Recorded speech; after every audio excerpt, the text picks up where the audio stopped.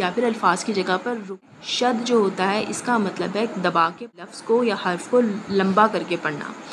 अस्सलाम वालेकुम एवरीवन, ये है हमारा लेसन नंबर 2 तश्कील। हमने अपने प्रीवियस लेसन में आपको सिखाया था ज़ेर, ज़बर और पेश के बारे में, और ये जो लेक्चर है ये हमारा है जज़म, शद, मद, तनवीन और हमज़ा के बारे में।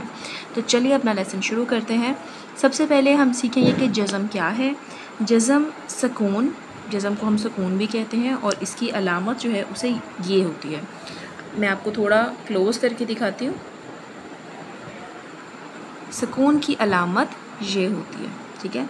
ये एक छोटा सा दायरा है जो हर्फ के ऊपर लगता है। अक्सर हमने हरूफ के ऊपर एक छोटा सा दायरा लगा हुआ देखते हैं, उसे सुकून कहते हैं या जज़म कहते हैं। ये बताता है कि हर्फ की आवाज़ फ़ौरन रुक जाती है। जहाँ पर जज़म आ जाती है वहाँ पर हम रुक के पढ़ते हैं और इसे लंबा नहीं पढ़ा जाता। जैसे हम मद के ऊपर करते हैं कि मद को जब जिसके ऊपर भी मद आ जाती है हम उसे लंबा करके पढ़ते हैं, लेकिन इसके ऊपर हम वहीं पर रुक जाते हैं। अब मैं इसकी आपको कुछ मिसालें बता देती हूँ। जैसे मिसाल नंबर 1 है अबन, अबन, ठीक है। अब अबन अलिफ के ऊपर ज़बर है, बे के ऊपर जज़म है। ये देखिए बे के ऊपर जज़म है और नून सिंपल है। इसको अगर मैं आपको इंग्लिश में इसका जो है वो ब्रेक डाउन करके दिखाऊं तो देखिए ए बी, अब यानी कि ए बी को हमने कंबाइन पढ़ना है, उसके बाद हमने स्टॉप करना है और फिर हमने एन पढ़ना है। यानी कि जो बे है उसके ऊपर जज़म है तो बे के बाद स्टॉप करना है। अबन, ये देखिए बे पे जज़म है तो आवाज़ बे के ऊपर रुक जाएगी, ठीक है। अब इसी तरीके से हम देखते हैं इसकी दूसरी मिसाल जो कि है कसम, ठीक है।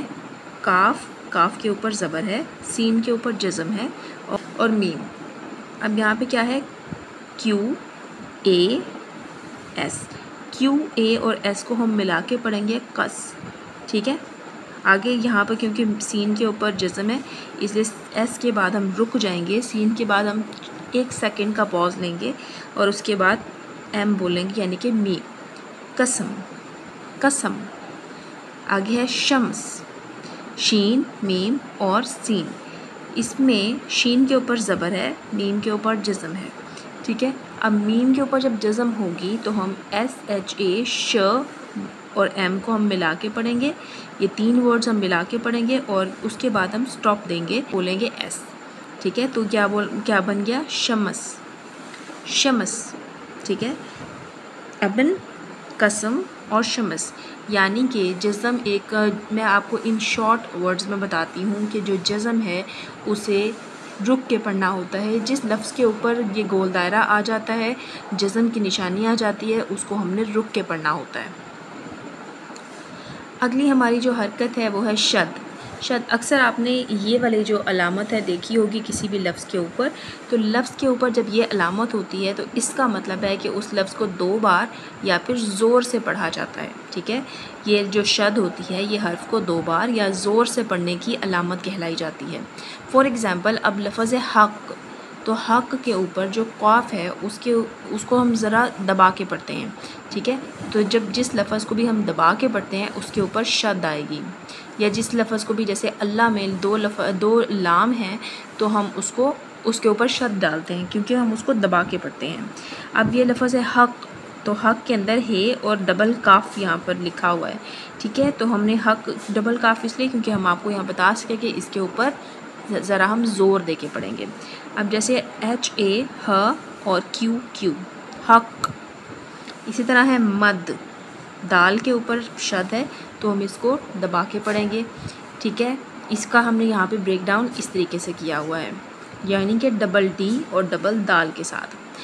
रब, रे और बे के ऊपर शद है तो हम बे को ज़रा दबा के पढ़ेंगे रब, आर ए और यहाँ पर डबल बी या डबल बे, रब। तश्कील की जो छठी हरकत है वो है मद। तश्कील की छठी हरकत मद है जो कि है ये अलामत। आपने ये अलामत अक्सर देखी होगी, अक्सर अल्फाज के ऊपर ये अलामत होती है। इस अलामत का मतलब ये है कि हर्फ को लंबा करके पढ़ा जाता है। जिस हर्फ के ऊपर ये अलामत होती है उसे लंबा करके पढ़ा जाता है, जैसे कुरान, कुरान, आफाक, माल। कुरान यानी यहाँ पे मैंने डबल अलिफ लिखा हुआ है और डबल ए लिखा हुआ है, इसको हम ज़रा लंबा करके पढ़ेंगे। इसी तरीके से आफाक के अलिफ़ के ऊपर है तो हम यहाँ पर डबल अलिफ़ लिखेंगे और यहाँ पर हम डबल ए लिखेंगे, ठीक है। अब इसी तरह माल है तो माल के अलिफ़ के ऊपर मद्दा है, सो हम यहाँ पर डबल अलिफ़ या फिर डबल ए लिखेंगे। तो हम इसको थोड़ा लॉन्ग करके पढ़ेंगे, माल। दोबारा देखें, मद जो होती है उसके ऊपर अलामत ऐसी होती है और उसे लंबा करके पढ़ा जाता है। तश्कील की हमारी जो 7वीं अलामत है वो है तनवीन।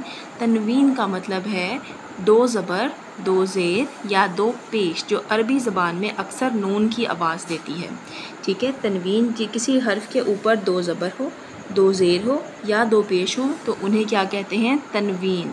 तनवीन जो होती है वो अक्सर नून की आवाज़ देती है, जैसे कतबन, काफ तेलिफ्ता और बे के ऊपर 2 ज़बर है तो कतबन, और इंग्लिश में BAN, बन। इसी तरह कतबिन, बे के नीचे 2 ज़ेर हैं तो BIN, बिन। कतबिन, कतबिन और कतबुन, बे के ऊपर 2 पेश हैं, यहाँ पर यू के साथ हम बुन करेंगे। कतबन, किताबिन और किताबुन, ठीक है। ये हमारे 3 अल्फाज यानी कि तनवीन कंप्लीट हो गए हैं। हमज़ा जो है लफ़्ज़, हमज़ा लफ्ज़ जो है कि अचानक आवाज़ के टूटने या वक्फ़े की अलामत है। हम किसी भी लफ्ज़ के अंदर वक्फ़ा डालते हैं या फिर हम किसी भी आवाज़ को तोड़ के पढ़ते हैं तो उसके अंदर हमज़ा आता है। हमज़ा का एग्ज़ाम्पल देखिएगा, मसऊल। अब देखिए, मस है मीम सीन और वाव। मीम सीन को हम मस पढ़ेंगे और हमज़ा वाव को हम जो है वो वाव की साउंड नहीं आएगी, हमज़ा की साउंड आएगी, ठीक है। तो यहाँ पे क्या आएगा? मसऊल, इसको हम ऊल के साथ पढ़ेंगे। इसी तरीके से बदआ, बदआ, मसअला, मसअला, ठीक है। अब अलिफ के ऊपर आइन है तो इसको बोलेंगे मसअला। मसऊल, बदआ, मसअला, मसला। तो हमज़ा जो होती है वो अचानक आवाज़ के टूटने या वक्फ़े की अलामत है। चलिए अब एक शॉर्ट सा रिकैप देख लेते हैं कि हमने इस पूरे जो तश्कील है उसके लेसन नंबर 2 में क्या सीखा है। सबसे पहले हमने जज़म सीखी। जज़म का मतलब होता है सुकून या फिर अल्फाज की जगह पर रुक जाना। जज़म की जो निशानी होती है वो ये है, एक लफ्ज़ के ऊपर छोटा सा दायरा।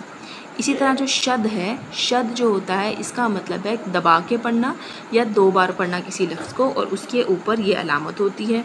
मद जो है उसका मतलब ये अलामत ये है और इसका मतलब है किसी भी लफ्ज़ को या हर्फ को लंबा करके पढ़ना, ठीक है। अब ऐसे ही तनवीन है, जो तनवीन लफ्ज़ होता है, जो तनवीन की हरकत होती हैं वो डबल ज़बर, 2 ज़ेर और 2 पेश के लिए इस्तेमाल की जाती हैं। तो 2 ज़बर, 2 ज़ेर और 2 पेश जिसके ऊपर भी होगी वो एंड पे नून का साउंड देगी, यानी कि किताबन, किताबिन और किताबुन।